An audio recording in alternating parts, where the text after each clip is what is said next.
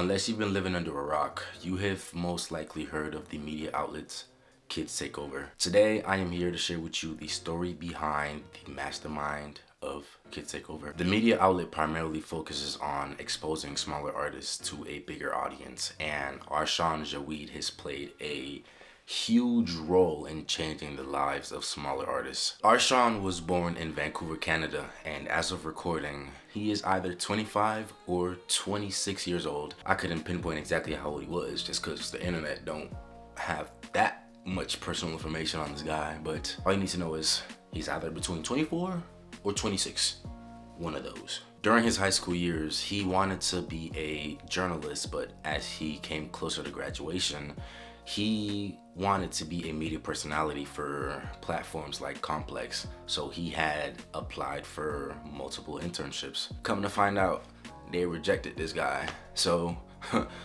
the smart guy he was, he decided to create his own platform because he realized how powerful social media is. So early on, it was not smooth sailing. He struggled to gain interviews. So a tactic he used was he emailed every artist and manager that came to Vancouver and tried to get an interview with them, but it never really got anywhere. He got lucky and landed an interview with Smokey Margella from ASAP Mob, and that interview ended up changing the trajectory of his brand. Not only did it help build credibility, but he was able to leverage that one interview to get more interviews, because when he reached out to managers and artists for interviews, all he had to do was refer back to this interview that he had in the past so they could really take him seriously. In his words, sitting down with artists wasn't always that easy, just because he would sometimes find himself in a situation where he'd be interviewing a rapper and they'd not really match his energy. So whenever they'd be talking, the artist wouldn't really give long answers. They'd just give one word answers, and that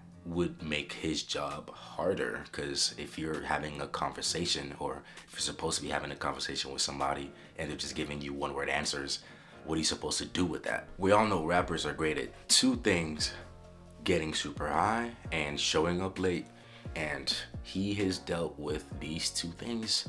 But he just, as a young growing creative, you kind of have to push through these little things. When the rappers are saying that they're gonna be here at a certain time and they don't, he kind of just spends a lot of time either waiting for them to show up and they show up super late, or he kind of just goes back home and had to bite the wasted expense. But what more can you do? Fast forward to 2024, and it's incredible how influential he's become now. He doesn't necessarily have to interview every artist that comes across his path, but now he has the ability to choose the interviews that he takes on. So if an artist doesn't value his time, or he doesn't like the artist's music, he's not gonna take on the interview. It's all a game of leverage. Nowadays, he finds himself looking for these smaller artists with unique stories that he finds interesting and wants to share with his audience.